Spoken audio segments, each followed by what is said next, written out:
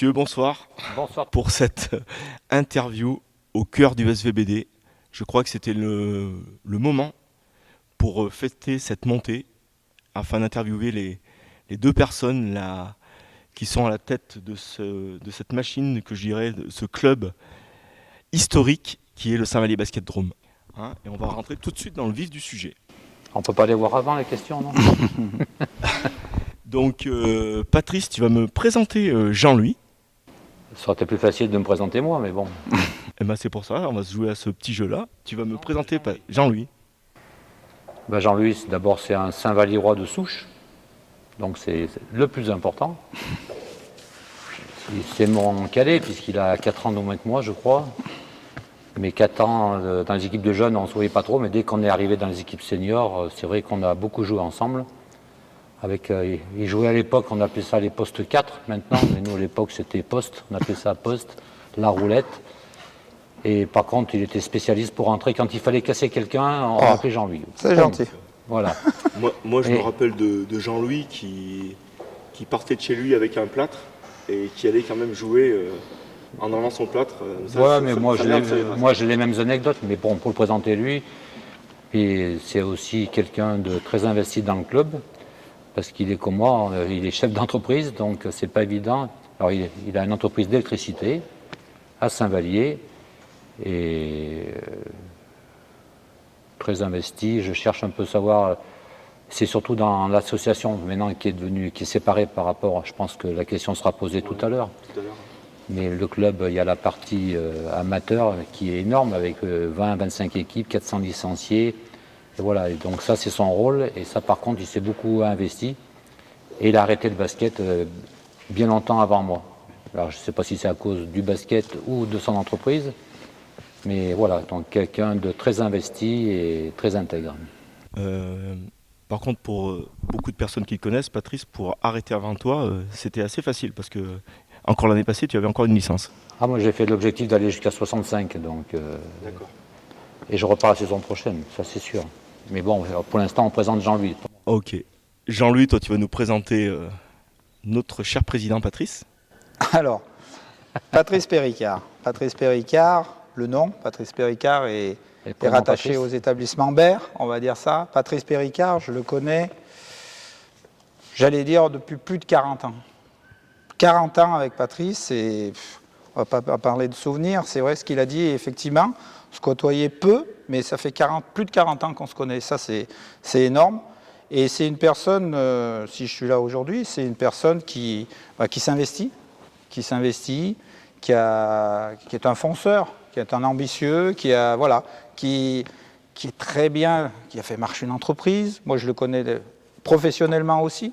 Donc, c'est vrai que, voilà, à l'heure d'aujourd'hui, si on en est là, ça fait partie des personnes qui, s'il n'était pas là, on n'en serait pas là aujourd'hui, hein, on est bien d'accord, la plupart des gens le savent. Mais voilà, c'est une personne qui s'investit énormément. Et je crois, si on a un point commun, moi je vais le dire quand même, si on a un point commun tous les deux, c'est qu'on s'investit pour notre club. Rien pour, ça coûte de l'argent, hein, pour Patrice, pour moi, pour tout ça, mais c'est un investissement pour le club, pour tous ces bénévoles, pour tout ça, et pour tous ceux, et pour Saint-Vallier aussi, c'est clair. C'est important. Moi, étant comme disait Patrice, de Saint-Vallier, c'est très très important pour moi. Ouais. Tu as anticipé un peu sur une question, Jean-Louis. T'avais qu'à nous les donner avant. Patrice, pourquoi un tel investissement pour Saint-Vallier, pour le SVBD? Ah, l'investissement, je pense qu'il y a deux choses. Il y a d'abord le fait, on en pourra en parler, mais nous on a toujours fait une politique de jeunes au club, mais plus il y a des jeunes, plus il y a des parents. Et plus il y a des parents, plus on arrive à avoir un club qui vit. Donc moi j'ai mes 3 enfants qui ont joué au club, qui jouent encore au club. Donc du coup quand on a les enfants dans une association, on a envie d'aider le club. Donc moi je voyais le club pendant très longtemps du côté sportif, et j'ai vécu des moments où, on le voit aussi encore aujourd'hui, en tant que joueur, on pense que les gens du bureau, les présidents, c'est pas intéressant. Et puis après on s'aperçoit que s'ils sont pas là, c'est compliqué.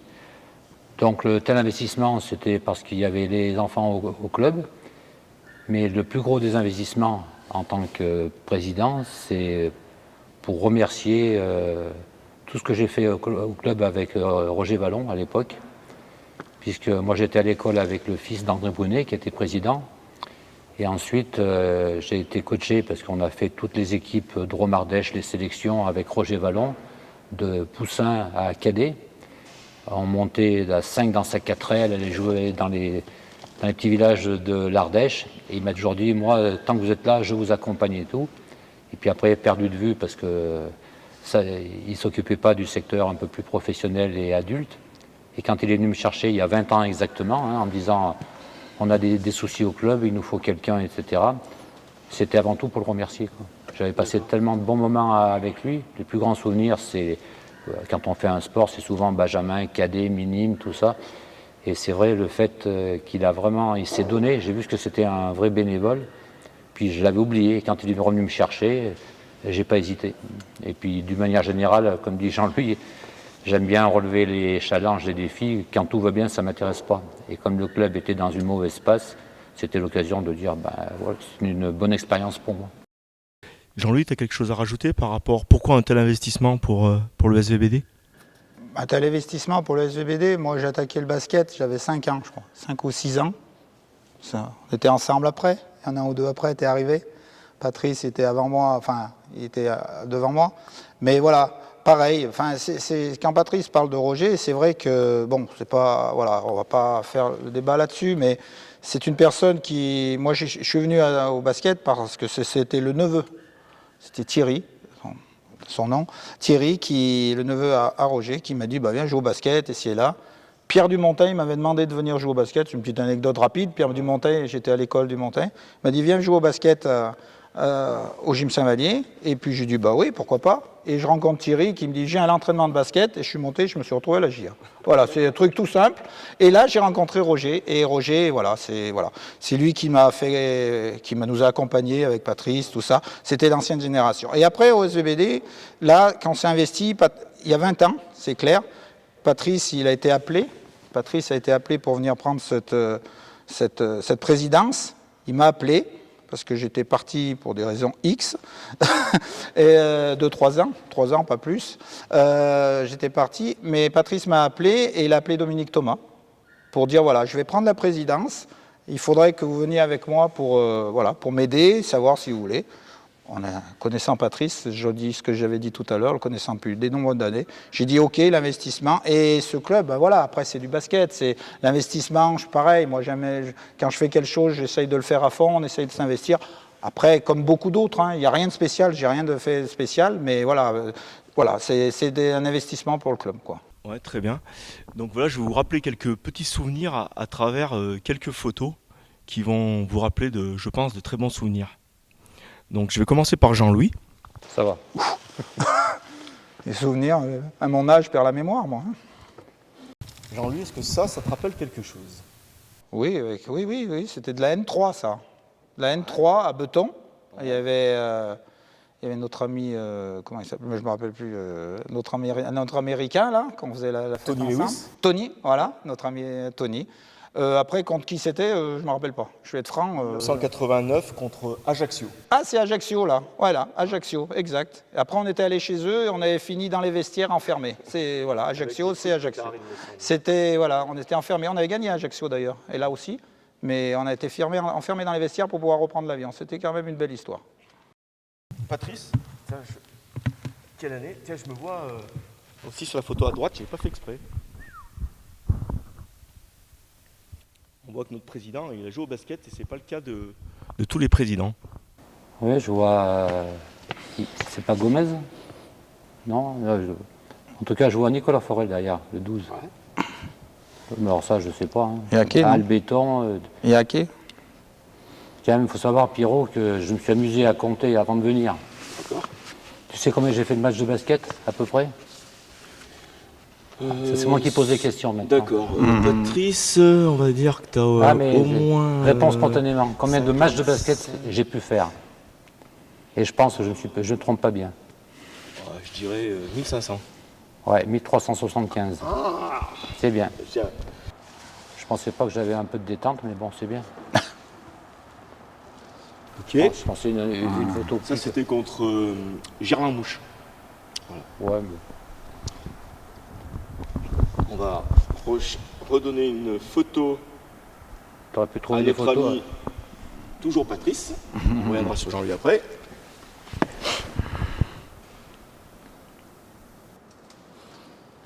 Première équipe du SVBD. C'est il y a 20 ans, c'est quand j'ai pris la présidence. Par la suite. Et la fusion a eu lieu en 13. Ça, c'est la première équipe du SVBD où tu étais 92, joueur. 93. 13.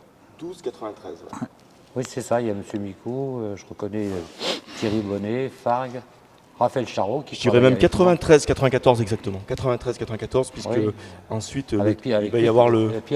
Pierrot Bouvarel au milieu. Voilà. Ouais, Et ben, ensuite, ouais, j'ai pas changé. Hein. là Jean-Louis, C'est la première équipe de la juste fusion. pour te dire que ce club actuellement est en JP Elite. D'accord. Ce club entièrement est en JP Elite. Ils sont dans la Ligue Aura d'ailleurs. D'accord. On a joué contre eux à l'époque. Voilà, N3, toujours. c'est ça. Mais je vois pas qui c'est. Contre Bourg-en-Bresse. Ah, c'est Bourg. D'accord. Bah, je ne me L'équipe de rappelais pas. Bourg. Je me rappelais pas qu'on avait joué contre Bourg. Et Le coach l'année- était Dominique Thomas derrière. Ouais, c'est ça. En 1991. D'accord. Eh ben, on a fait une belle carrière quand même. Les gens le savent pas. Mais c'est Ils pas ne savent pas, Et mais ça, faut pas le C'est dire. la photo champion de France, là. du titre de champion de France en 94-95, National 3. Et ça, j'espère bien qu'on fera la même fête, on en parlera tout à l'heure, mais champion de France, la parade dans Saint-Vallier, c'était exceptionnel. Hein. Voilà pour le petit Mais des matchs reportage faciles. photo. Champion de France facile. Tout le monde nous envie parce que la force du SVBD, c'est vraiment les bénévoles. Quand on voit les réunions le mardi soir où il y a plus de 40 personnes, vous pouvez nous en dire plus. Est-ce que vous êtes d'accord là-dessus que le SVBD, une de ses grandes forces, c'est les bénévoles? Ah ben je confirme, d'ailleurs, tout le monde nous envie quand on échange avec les présidents, même à haut niveau en N1, quand on échange avec les présidents, quand je leur dis qu'on fait des réunions avec tous ces bénévoles, ils sont surpris parce que la plupart des clubs, c'est 5, 6, 8, 10 personnes, pas plus. Il y a quelques années, on a gagné à Vichy, je me rappelle. Le président avait hurlé, réunion du bureau, tous les membres du conseil étaient présents et puis c'était moins de 10. Quoi. Donc, par contre, ce qu'on ne parle pas assez souvent, les bénévoles, c'est une chose, mais être bénévole et passif, ça ne m'intéresse pas. Donc, on dit toujours en rigolant, on parle du professionnalisme des bénévoles. Et ce sont des vrais professionnels du basket, de l'environnement, de l'installation. Oui, je pense que c'est notre force. Jean-Louis? Ah ben, tout à fait d'accord. Alors, si on en est là, effectivement, bon, c'est nous qui sommes interviewés, c'est clair, bon, voilà, parce qu'on a le titre de président. Mais c'est vrai que derrière, voilà, il y a plein de gens qui sont là, il y a notre Caredas. On ne va pas citer tout ça, mais tous les noms, parce qu'on va en oublier. Mais je pense que s'il n'y a pas ça, si c'est de préparation de match, et puis alors, on parle de la N1, on parle de la N1, on va parler de la Pro B, bien sûr. Mais il y aura du monde pour la Pro B, tout ça. Mais ce qu'il y a, c'est qu'il y a, moi je parle un peu côté associatif, on va dire. Il y a nos N3, il y a tous les gens qui tiennent les tables tous les week-ends, qui préparent les matchs, qui lavent les maillots. Enfin, je veux dire, il y a les parents qui ont un dynamisme derrière, il y a des entraîneurs qu'on a derrière. Donc tout ça, c'est, voilà, il y en a bénévoles, il y en a, voilà. C'est grâce à ça que ça fonctionne, et comme le dit Patrice, mais ça aussi, ils sont là et ça parce qu'il y a une dynamique qui est créée. Il y a une dynamique qui est créée. Si le club, on ne créait pas quelque chose, si on n'avait pas une envie, et si on n'avait pas un projet un peu, j'allais dire sportif, un projet club, je pense que les gens ne nous suivraient pas. Donc c'est ça qui crée le dynamisme. Okay. On y reviendra sur ce projet club, Jean-Louis. Patrice, je peux revenir sur les bénévoles? Bien sûr. Ce que je voudrais dire, c'est que quand on était il y a 8 ans, et ça n'a pas changé, en Pro B, on s'était amusé, entre guillemets, à une réunion des présidents, et quand on était convoqué à la Ligue, là-haut à l'époque, on parlait à l'époque de ranking. D'ailleurs, si on est champion de France, c'est au ranking, c'est-à-dire en fonction des performances de tout ce qui a pu se passer. Et je pense qu'on est dans les 3 premiers clubs français. Donc la question a été posée, pourquoi? Si on mettait des nombres de points sur le haut niveau, on était en Pro B, l'équipe réserve était en N3, on avait des jeunes en championnat de France. Ouais. On avait 25 équipes, 400 licenciés, 3600 habitants. Quand on mettait tout ça, on était parmi les 3 premiers clubs français à représenter le basket. C'est important. D'ailleurs, cette année, je t'avais fait voir le classement où on était en tête par rapport au nombre d'habitants. Voilà. Le premier club du championnat, c'est moins de 4000 habitants. Et on s'aperçoit que c'est inversement proportionnel. Tout à fait. Un club de haut niveau, Patrice, est-ce que tu le gères comme ton entreprise?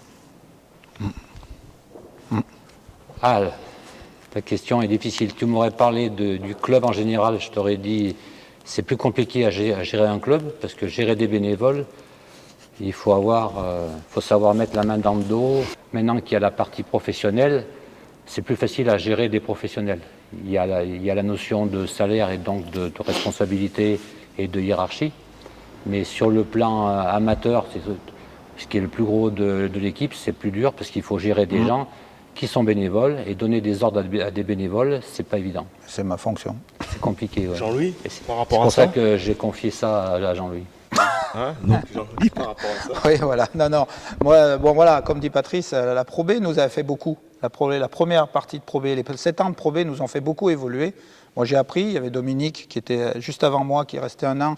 J'ai pris la suite pendant les 7 ans. Là, j'ai fait les 6 ans avec l'époque, c'était Laurent Plevy. Il nous a appris beaucoup là-dessus, du professionnalisme. Et là, après, il a fallu, après ce Pro B, dans les 7 ans qui ont suivi, c'est faire ce lien entre ce professionnalisme et ce bénévolat. Le faire comprendre que c'est complémentaire. Il faut faire pas de la jalousie pour faire ci. Et ça, c'est pas facile. C'est pas facile. Un bénévole, il vient, il veut voir l'équipe, et ça. Si le gars, il est pas bon, que tu as vu combien il touche, voilà. C'est des arguments, mais on les entend. Mais c'est ça, c'est le message qu'il faut faire passer. Les bénévoles, voilà, ils sont là, il faut les aider. On a besoin de tout le monde. Ça, c'est très, très important. On a besoin de tout le monde, mais il faut que chacun, voilà, essaye de mettre un peu du sien pour que nous, on puisse arriver à faire quelque chose, quoi. Le plus dur, c'est la tolérance. La tolérance, ouais.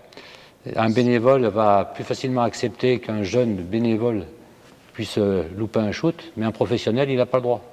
Si on ne gagne pas, il ne mérite pas son salaire, quoi. C'est ça qui est compliqué. Mais bon, c'est le rôle, voilà. On entend, et puis, mais c'est... Voilà, mais pour répondre à la question, c'est plus compliqué de gérer un club qu'une entreprise. D'accord.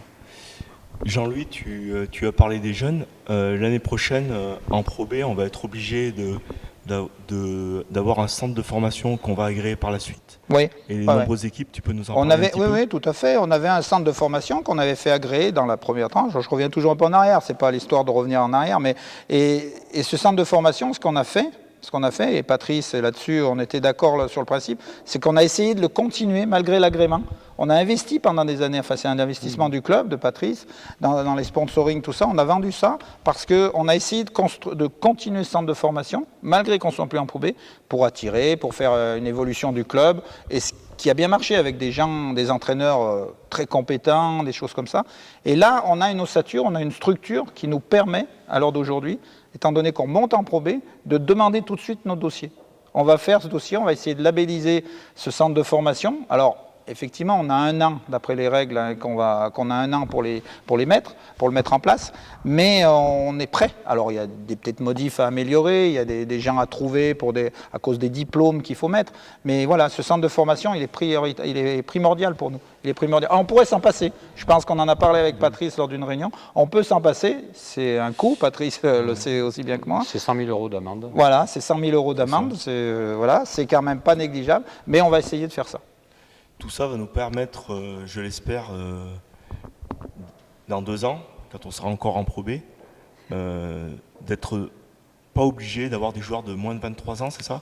C'est le but recherché. Alors maintenant, c'est le choix de nos joueurs, c'est le choix des entraîneurs, hein, c'est pas le mien, des entraîneurs qui vont choisir les bons joueurs pour les former, pour sortir 2 ou 3 joueurs de moins de 23, pour éviter d'avoir tout ça. Après, il y a des championnats U18 aussi dans ce centre de formation, donc ça c'est très important, championnat de France U18, et voilà, il faut qu'on arrive et puis la montée en Pro B va nous amener des jeunes, je pense qu'ils vont venir, ils vont s'intéresser au club. On est un club quand même qui est formateur, parce qu'il y a beaucoup de jeunes qui sont partis et qu'on est un club formateur, puis on a quand même une structure, avec des entraîneurs très diplômés et très compétents, quoi. Patrice, donc l'année prochaine, on va sortir de la Fédération française de basket. pour entrer dans la Ligue nationale de basket. Tu peux nous parler un petit peu de la différence entre la N1 et ce gros cahier des charges de la Pro B? Il y a deux aspects. Il y a l'aspect technique, c'est-à-dire avec une charte sur la partie maillot qui est compliquée, le terrain avec des noms de clubs, la peinture autour, des salles homologuées, voilà, de la billetterie informatisée, donc toute la partie environnement technique, mais c'est facile à s'adapter. Donc ça, c'était le premier point. Et ensuite, il y a la partie secteur professionnel, où en N1, on peut avoir des jeunes qui soient amateurs, alors qu'en Pro B, c'est avec des minimums conventionnels et tout, c'est 100% de l'équipe. Il faut 2 entraîneurs, il faut un représentant, enfin, c'est beaucoup plus compliqué avec des minimums garantis, même si les joueurs ne méritent pas ce salaire-là, il y a quand même des choses, bon, c'est certaines anomalies, mais c'est quand même beaucoup plus compliqué, et surtout il y a un contrôle de gestion qui est déjà compliqué en N1, mais qui est très renforcé en Pro B. D'accord. Jean-Louis, toi, tu peux nous parler un petit peu des à-côté du terrain au niveau du cahier des charges de la Pro B, la salle, les équipements, le côté médiatique, oui, etc. Cahier des charges qui est, bon, je ne l'ai pas tout en tête là parce qu'on le découvre un petit peu en ce moment, mais c'est vrai que le cahier des charges, la vidéo, obligatoirement tous les matchs doivent être filmés, c'est ce que je veux dire. Donc on va mettre il y a une commission là-dessus, tu en seras, puisque lors d'aujourd'hui c'est toi qui fais ça. Mais voilà, donc tous les matchs doivent être filmés, retransmis, transmis à la LNB. Enfin, il y a plein de choses qui vont là-dessus. On a aussi une billetterie électronique qui va être obligatoire, avec des réservations à distance et tout. Donc c'est Jean-Raph, fils à Patrice, qui s'occupe de tout ça. Donc ça. La signalétique à l'intérieur, Patrice l'a dit. Après, des panneaux. Les panneaux, il va falloir se mettre aux normes au niveau des panneaux. Ça a un coût tout ça, et puis c'est pris en charge par qui? Justement, comment toi, en tant qu'élu, tu vois le SVBD plutôt, et pas en tant que dirigeant? Alors pas en tant que dirigeant, je change de casquette, c'est ça que je veux dire. Alors en tant qu'élu, qu'est-ce que je veux dire? En tant qu'élu... Saint-Vallier ne peut être que fier du Saint-Vallier Basket Drôme. Le Saint-Vallier, on a fait, la mairie a été décorée tout de suite là récemment parce que Saint-Vallier Basket Drôme montait en Pro B. Moi, je me fie derrière le maire Pierre Jouvet qui lui le dit à chaque fois. À Saint-Vallier, il y a une âme à Saint-Vallier, il y a une âme basket. Alors certes, attention, il y a plein d'autres sports qui font varier le sport, mais au niveau national, au niveau, transmis un peu de tout ça sur la répartie nationale, c'est que le Saint-Vallier Basketball. Et Pierre le dit souvent, il y a une âme à Saint-Vallier, tout le monde parle le dimanche matin du match à Saint-Vallier, tout le monde demande les résultats, tout le monde coach, on va dire ça comme ça, tout le monde recrute, on va rentrer dans une période où tout le monde va recruter, voilà, c'est ça. Et sur Saint-Vallier, nous en tant que la mairie, on est prêt, on est d'un des partenaires, la mairie, le département aussi, je pense qu'aussi ils vont nous suivre, et on peut faire que ça, quoi. L'année prochaine, je vois déjà le titre du Dauphiné, Saint-Vallier contre Paris, Saint-Vallier contre Lille, Saint-Vallier contre Nantes, Saint-Vallier contre Nancy. Ça va être énorme? Oui, ça va être énorme en titre peut-être, ça fait peut-être rêver des gens, moi ça me fait pas rêver, mais en Saint-Vallier on n'a rien à envier aux autres, je pense que oui, ils ont peut-être plus d'argent, ils ont peut-être plus de monde, ils ont peut-être plus mais on est au même niveau qu'eux, un match, et puis voilà, si on en est là, c'est que la ville, le club, tout le monde s'y est donné pour arriver au même endroit. Donc moi, j'ai pas d'envie vis-à-vis des autres, quoi. Patrice, comment tu arrives à fidéliser tous nos partenaires privés et dans un deuxième temps public à aujourd'hui, dans cette période difficile?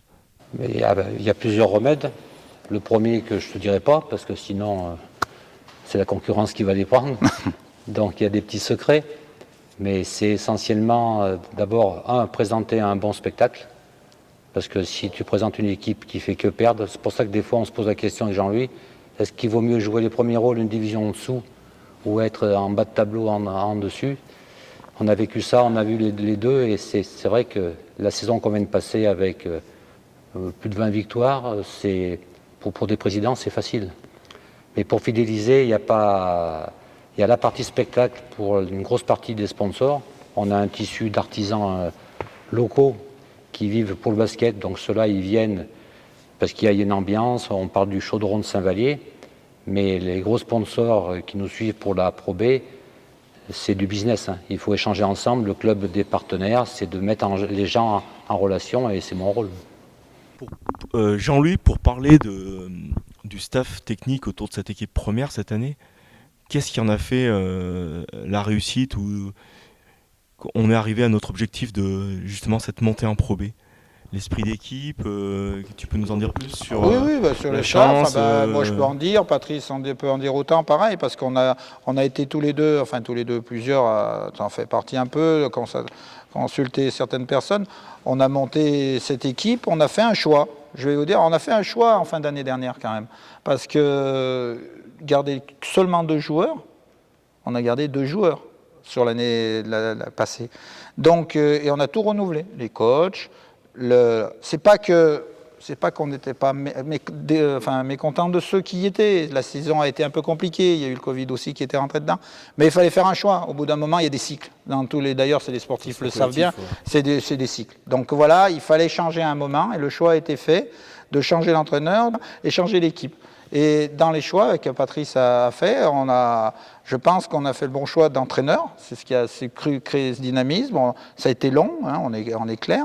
Et puis, il a formé avec lui. Avec lui, on a formé son équipe. Et je pense que c'est ça, c'est cette osmose qui a pris tout de suite la mayonnaise, comme on dit souvent. C'est la mayonnaise qui prend tout de suite. Et il a su gérer tout ça, quoi. C'est ça. Après, il y a l'environnement avec les chauffeurs de car, avec le staff médical qui est là. Tout le monde discute, il y a une concertation, je veux dire, c'est peut-être un peu ce qui manquait, qu'on sentait qu'il y avait, c'est pour ça qu'on a changé, quoi. Est-ce que tu penses que cette montée en Pro B va accélérer notre projet 2023 par rapport à tout le club? Par rapport au club, le projet 2023, on avait un projet 2020 qu'on a raté d'1 an, puisque c'était la montée en Pro B en 2020.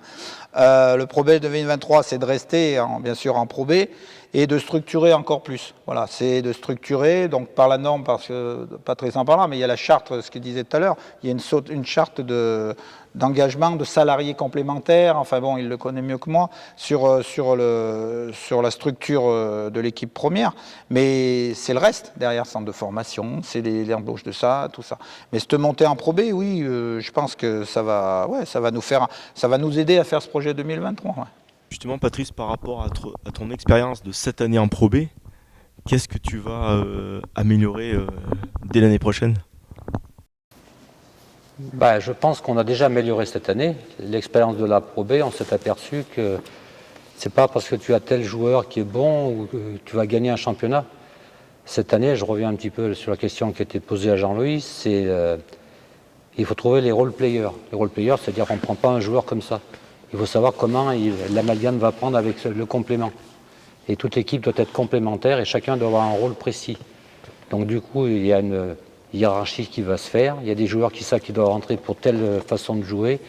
Voilà. Et c'est le point fort de la commission dont tu as fait partie, quand on se réunit en début de saison avec le coach, c'est d'arriver à trouver des joueurs complémentaires qui vont vivre ensemble toute une saison. Parce qu'à ce niveau-là, c'est 1 ou 2 entraînements par jour. Donc ils vivent ensemble. Quand on va jouer à Lille, c'est 20 heures de quart.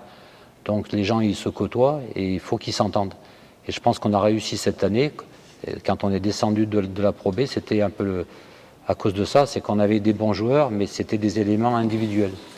Et là, cette année, les gens ont vu, mais moi j'ai vu aussi une équipe très collective qui a bien vécu ensemble. Donc on a une certaine expérience de la Pro B. On sait que les matchs seront plus compliqués. Le fait d'avoir fait de la N1 et d'avoir loupé des montées, on ne va pas tout dévoiler ce soir, mais on sait ce qu'il faut faire et on sait surtout ce qu'il ne faut pas faire. Mais on ne va pas partir ici sur le domaine technique, quoi. Mais l'expérience de la Pro B est relativement importante. Ouais. Les joueurs, on va dire, ont déjà fêté indirectement au retour d'Orchy la montée en Pro B sur le pont de Sarah. On y était certains.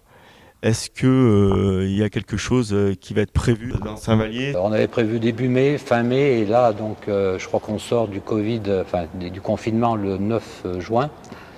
Donc on a prévu le 2e samedi de juin, je crois que c'est le 12 juin. Ça fait tard, mais on ne peut pas le faire avant. C'est retrouver ce qui a été fait il y a 7 ans, c'est-à-dire une parade en ville pour que les habitants qui parlent, comme dit Jean-Louis, tous les dimanches matins du club, faire une parade pour remercier un peu tous les spectateurs, venir au complexe, offrir un apéritif à tout le monde. Il y aurait sûrement la remise du trophée champion de France par un membre de la fédération. Deuxième titre de champion de France, de National 1. Ah, de National 1, mais moi c'est mon 3e titre. Donc l'apéritif, les discours, on aurait souhaité, et je te sollicite pour cela, que les gens n'ont pas pu venir voir les matchs. Ça serait de présenter sur écran géant des actions tout au long de la saison pour que les gens revivent une saison qu'ils ont loupée. Heureusement qu'il y avait Facebook et d'autres, Mistral TV, prévu, pour relier l'information et toute la vidéo sur les matchs. Voilà, si possible, représenter des joueurs comme j'ai fait le soir de la victoire contre Boulogne. J'ai expliqué pourquoi on avait pris tel et tel joueur, avec un rôle qu'ils ont tenu à merveille. Faire un côté festif, remise de trophées, des discours. Il y a des sponsors qui nous avaient promis des augmentations de partenariats si on montait. Donc c'est l'occasion de les remercier et de faire ça donc en direct. Il y a les politiques et bien sûr finir en musique. Super. Donc rendez-vous le 12 juin, en espérant que le Covid nous permette de faire cette grande fête. Je voudrais terminer cette interview. Jean-Louis, tu aurais un message à faire passer aux dirigeants, aux licenciés qui ont cette année, tous ces jeunes qui n'ont pas touché la balle, qui auraient envie, quel message tu pourrais leur faire passer? Tous ceux qui n'ont pas touché la balle, de toute façon, ils sont frustrés. Là, je me mets bien à leur place. Même moi, quand tu viens pas le voir. Le public, les bénévoles, tout ça. Le message qu'il faut faire passer, c'est que voilà, ça va s'ouvrir, faut positiver. Bon voilà, on a une période, on n'est pas les seuls, on va pas se taper la tête contre les murs, c'est comme ça. Ça va redémarrer, on l'entend. Patrice l'a dit, je ne l'ai pas entendu moi cet après-midi, mais voilà, il paraît que ça va s'ouvrir. Non, il faut qu'on continue. Après, les bénévoles, il faut qu'ils viennent. Il faut qu'on continue à travailler, continue à bien s'entendre comme ça se passe. Chacun a sa place, c'est triste, voilà, chacun a sa place pour que ça fonctionne bien. Et voilà, après, la grosse satisfaction, elle est là, quoi. Je pense qu'à l'heure d'aujourd'hui, avec un montant en Pro B, je pense que tout le monde va venir derrière. Maintenant, les gens vont venir, on a besoin de tout le monde. C'est ce qu'on disait, toujours ce que Patrice a dit, et je suis tout à fait d'accord avec lui. On a besoin de tout le monde. Après, il y a une grosse satisfaction quand même, parce que s'il y a un message à faire passer, peut-être pas, c'est pas le moment, peut-être sur la fin, où ça sera coupé, j'en sais rien. Mais si tu veux, il y a 7 ans, on est tombé en Pro B, on est tombé en N1, 1, 2, 3 ans. On a fait des parties finales à Vichy, on a fait les playoffs à Vichy, on les a fait ici, on a perdu 2 fois, voilà. Et voilà, il y a des gens qui disaient, Saint-Vallier, si c'est là, tant qu'il y a Péricard et Bégaud en tant que responsable, on remontera jamais en Pro B, c'est pas possible. C'est pas possible, ils sont pas bons, bon voilà. Moi, je veux pas finir là-dessus, mais c'est vrai que justement, on finit quand même. Si tu as une autre question, ça m'arrangerait. Ouais. Non, mais si justement, tu veux, il faut le dire parce que je veux dire, il y a des gens qui sont là et c'est pas pour nommer, j'entends tout, on entend tout, mais je veux dire, on a mis peut-être un peu plus de temps que prévu. On avait un projet 2020, on n'a peut-être pas été bon sur certains domaines, mais voilà, on y est quand même arrivé et je pense que c'est la persévérance et c'est pas dû qu'à nous. C'est ce que je répète à chaque fois, c'est pas dû qu'à nous, c'est dû quand même à tous ceux qui sont derrière. On peut pas tout citer, mais je veux dire, c'est vrai que c'est tous ceux qui sont derrière qui font vivre le club. Moi, par rapport à ce que tu viens de dire, Jean-Louis, je voudrais lancer une petite vidéo. C'est qui fera, je voulais prendre la parole. Qui voudra. Voilà, tu vois, ça s'enchaîne bien. Un beau match, mais un match extraordinaire pour moi, quoi. Et c'est une saison difficile face à des gros budgets comme ça, on peut pas lutter, mais ça fait 7 ans qu'on est en Pro B, on essaie de faire des miracles. On a tout fait ce soir. Il a cru un petit peu au milieu. Les joueurs y ont cru, nous aussi. On a fait 2500 personnes, tout le monde y croit. On redescendra, mais bon, on va tout faire pour remonter. Mais on a fait une belle saison quand même. On va tout faire pour remonter, Patrice. C'est bien ce qu'on a fait, peut-être un petit peu plus long que prévu, mais oui, on y est arrivé. On y est arrivé. C'est pour ça, mais bon, il n'y a pas de pied de nez à faire. Je veux dire, comme je dis souvent, si les gens sont meilleurs que nous, qu'ils viennent s'asseoir à ma place, ça sera avec plaisir. Patrice, pour clôturer, est-ce que toi, tu aurais un message pour les supporters pour l'année prochaine, qui n'ont pas vécu tous ces matchs de basket cette année? C'est comme les joueurs, quand on parlait avec Jean-Louis, là, c'est que il faut qu'ils reviennent. Ça sera dur parce que je pense qu'après tout ce qui s'est passé en confinement, les gens ont perdu un peu les repères, les habitudes. mais ça va revenir. Le message qu'il y a à faire passer, c'est pas que seulement sur les spectateurs, c'est aussi sur les gens, les bénévoles, les sponsors. Moi, je le vois, puis avec Jean-Louis, on le subit, c'est que quand ça marche, on vient nous applaudir, on nous félicite, mais quand on perd, on en prend plein la tête. Donc, on monte en Pro B, il n'y aura pas autant de victoires que cette année. Sinon, il y aurait un souci pour les collectivités pour nous suivre en JP Elite. Mais n'empêche que, en tant que président, quand on s'investit comme ça bénévolement, quand à la fin on vient nous critiquer parce qu'on a perdu, tout ça, c'est vraiment frustrant et c'est assez pénible. Donc les gens doivent nous supporter aussi bien dans la victoire que dans la défaite. Pour finir, Saint-Vallier en Pro B, à aujourd'hui, c'est vrai que c'est un rêve. Quand on a joué au basket depuis tout petit, comme nous trois, de partir des championnats de Romardèche. Un jour, on nous aurait dit qu'on allait rejouer peut-être contre Pau Orthez l'année prochaine, voire des grandes villes. C'est fantastique. Je vous remercie, messieurs. On va faire le dernier test par un petit lancer franc pour faire voir à tout le monde que les dirigeants, ils savent aussi marquer des lancers francs. Messieurs, à très bientôt en Pro B.